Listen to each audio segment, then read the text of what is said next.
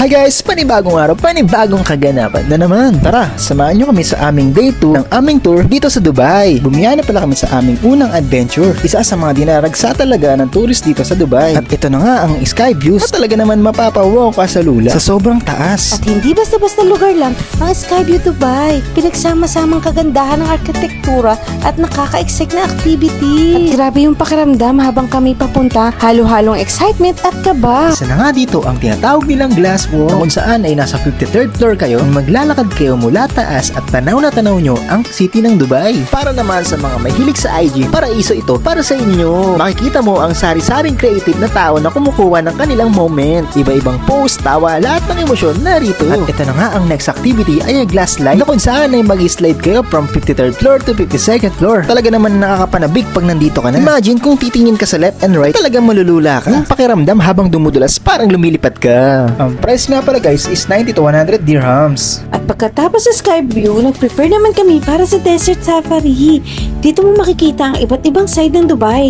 Lahat ng naging maayos dahil all-inclusive yung package namin. At syempre, hindi mawawala ang gutra or headscarf, kaya lahat kami ay nagsuot nito. Perfect na perfect din kasi ito, lalo na sa photoshoot. Pag nakasuot kayo nito guys, ay feel na feel nyo ang culture nila. At preparing na kami sa aming next adventure, which is yun yung 4x4, na kung saan ay sasakay kayo sa Land Cruiser. At guys, hindi na pala kami nakapag-ATV kasi kinulang namin sa oras. Magmula dito guys, ay lilipat kami sa isang location, which is yung Sunset View. At ito na nga yung 4x4 adventure. Grabe guys, sobrang intense talaga. Yung nag-roller coaster kayo sa loob ng car. At ito talaga yung ride na paakyat at pababa. At talaga namang hindi ka makakahinga sa sobrang kaba. At pag hindi ka talaga sanay ay masusuka ka. At habang palapit na kami ay lalong mas nagiging intense pa. Ilang minuto na lang ay makakarating na kami sa Sunset View. Isa sa mga highlights ang Safari Desert na tourist attraction dito sa Dubai. At guys, dito na nga namin sinulit ang pagpo-photoshoot at video shoot. Aura dito, aura dun. At talaga naman minsan lang mangyari ito, kaya dapat sulitin nyo na.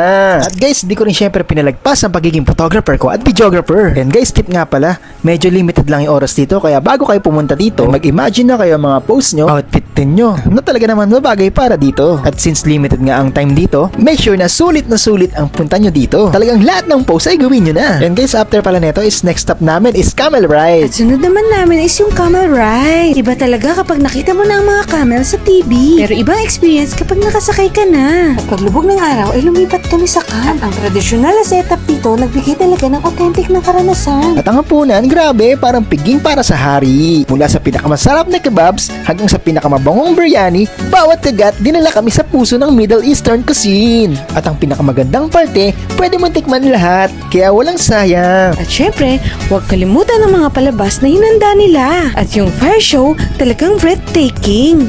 At iba talaga yung pakiramdam kapag live mong napapanood ito, lalo na sa backdrop ng desyerto. At guys, ito na nga yung part na pinakanamangha ako. Nag-goosebump ako kasi naman nilaro ang apoy. Of course na may lettering na Dubai. At di pa talaga nagpatigil ang fire dance show. Guys, all-in-one package pala to simula na pagpunta namin dito sa Safari Desert. Guys, nag-range nga pala ito ng 200 to 300 dirhams. At talaga naman nag-enjoy kami at na-appreciate namin yung culture nila. Guys, unlimited pala yung buffet kaya pwede kayong magpabalik-balik, kumain ng kumain habang nanonood. At bakas din sa mga mukha ng ibang turista, nag-enjoy talaga sila. Sana naramdaman nyo rin ang excitement sa vlog na to. Thank you for watching. See you on our day 3.